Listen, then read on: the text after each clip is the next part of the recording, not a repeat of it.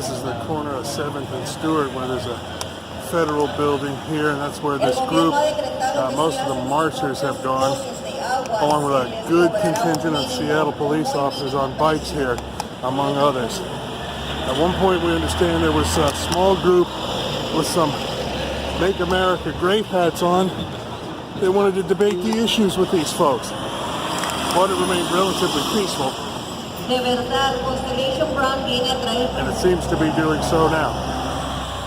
Okay guys, let me have you start by introducing yourselves. Give me your names and the name of your show on YouTube. Yeah, sure. So hi, my name is Dion Thompson. I'm the co-host of Operation Cold Front. And I'm Salim Juma, the host of Operation Cold Front.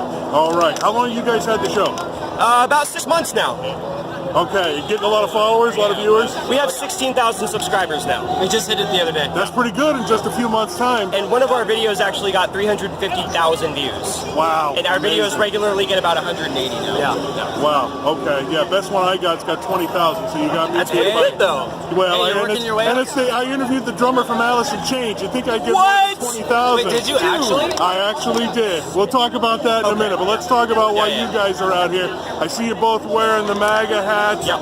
What happened when you showed up with the cops? Well, what happened is we originally tried to get into the protest without the hats, and we just tried to start interviewing people, but we were deemed a threat by the police because it would cause a problem with Antifa, so-called anti-fascist protesters who are actually very pro-fascist. And you have to say it first. Okay, anyway. So the whole point is we tried to interview people and the cops stopped us and they said, no, you can't come here. Every time I tried to cross in front of them or behind them, they would stop us again. And basically what happened is we were deemed so threatening that they followed us. 15 cops, instead of watching the march, 15 cops split off from the march and followed us instead. It was utterly ridiculous. And what happened is it was absolutely ridiculous. And we actually had a man that fell. He got cramps, and we had to go back for him. So we had to go up and down and up and down and up and down. And what happened is the cops kept following us back and forth.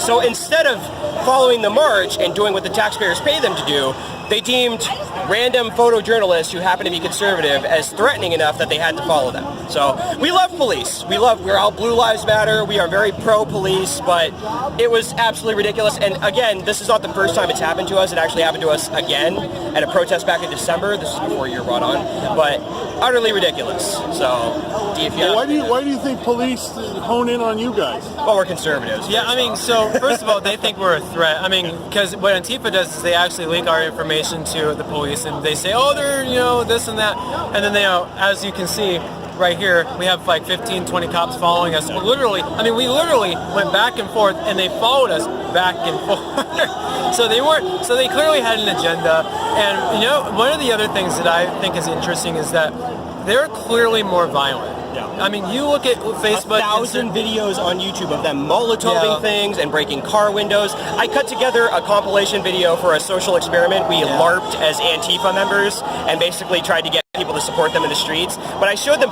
compilation videos. It took me 5 minutes to find enough footage for a compilation video of them beating up a disabled veteran in a wheelchair, beating up a mentally ill person, and beating up elderly people. Yeah. So they are the problem, but CNN keeps saying, oh, anti-fascists are the good guys. Anti-fascists are the good guys. Joe Biden started off his campaign with saying anti-fascists are so-called good guys. It's absolute bullshit. Sorry. Yeah.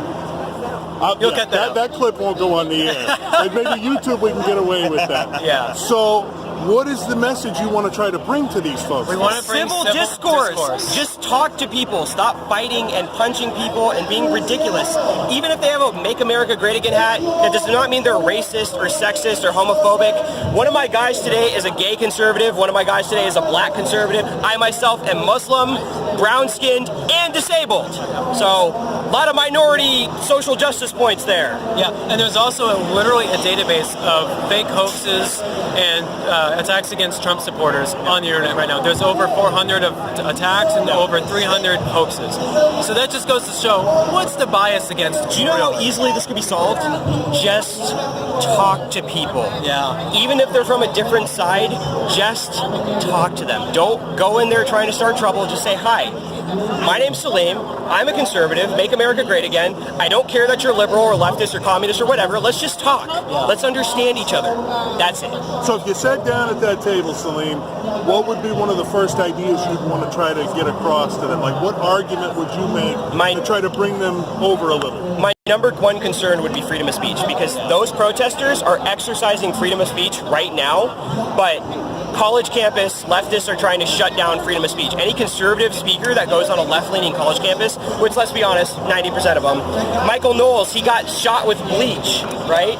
You know, Milo Yiannopoulos, the Berkeley riots. Milo Yiannopoulos is a douchebag, but you know what? He still has the right to speak. That would be my number one concern, that if you guys believe in freedom of speech, let us have it too, and let's talk about our issues. That would be my number one policy issue. So you know I'm going to have to quote you on that now, right? Yeah. Yeah. That's all right. Fellas, I know you want to get out of here before you get run over by bikes over here, but I appreciate you taking a minute. Thanks a bunch. Yeah.